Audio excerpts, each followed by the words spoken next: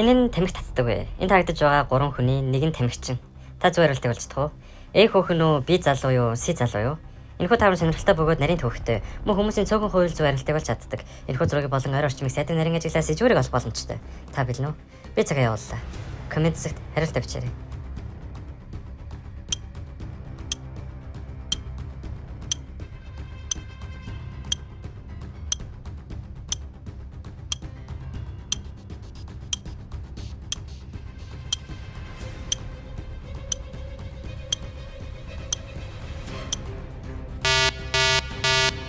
Хариултаа хэлэхээс өмнө яг одоо фоллоу дарж өдөр бүр шинэ тавар хүлээн аваарай.